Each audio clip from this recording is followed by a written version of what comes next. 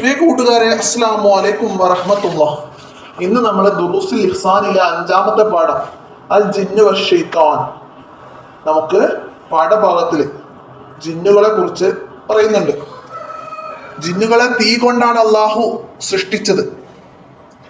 ജിന്നുകൾക്ക് ഏത് രൂപത്തിലും പ്രത്യക്ഷപ്പെടാൻ കഴിയും. അവർ ഭക്ഷണം കഴിക്കും. എത്ര പ്രയാസമുള്ള ജോലികളും എളുപ്പത്തിൽ ചെയ്യാൻ അവർക്ക് കഴിയും. അവരിൽ സ്ത്രീകളും പുരുഷന്മാരുമുണ്ട്. അവർ വിവാഹം ചെയ്യാറുണ്ട്. അവർക്ക് സന്താനങ്ങൾ ഉണ്ടാകും.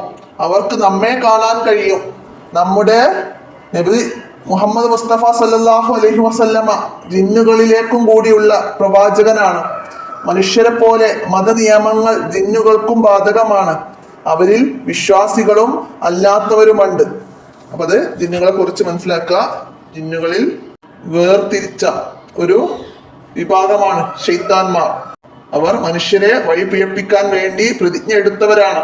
ജിന്നുകളെയും മനുഷ്യരെയും എനിക്ക് ആരാധിക്കാൻ വേണ്ടിയാണ് ഞാൻ സൃഷ്ടിച്ചത് എന്ന് അല്ലാഹു തആല പറഞ്ഞിട്ടുണ്ട്. അപ്പൊ നമുക്ക് അതിന്റെ തദ്രിബാത്ത് നോക്കാം. ഉത്തരം പറയാനാണ്. ഒന്നാമത്തെ ചോദ്യം വരുന്നത് എന്താണ്?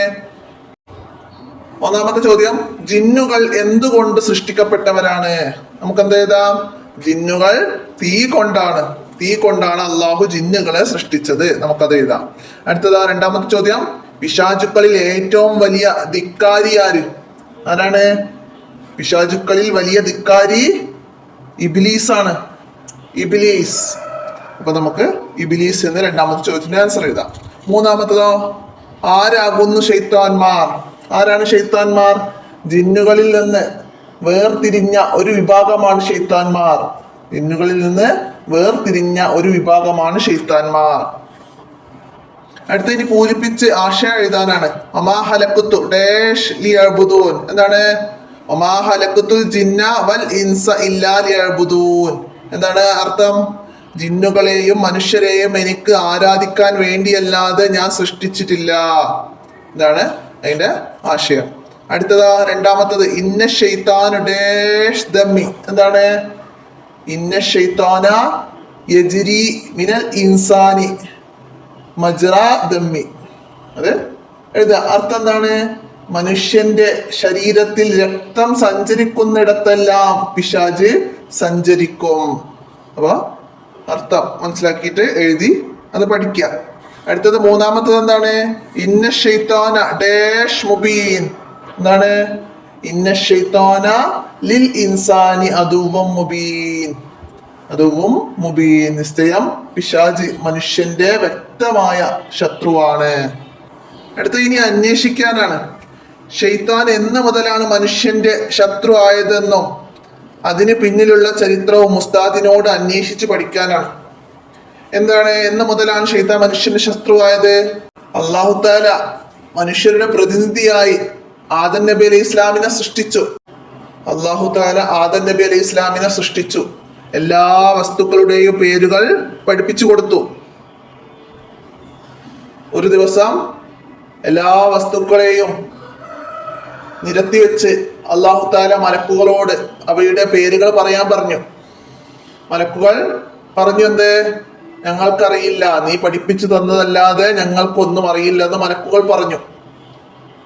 ആദം നബി അലൈഹി ഇസ്ലാം അവയുടെ പേരുകളെല്ലാം പറഞ്ഞു കൊടുത്തു.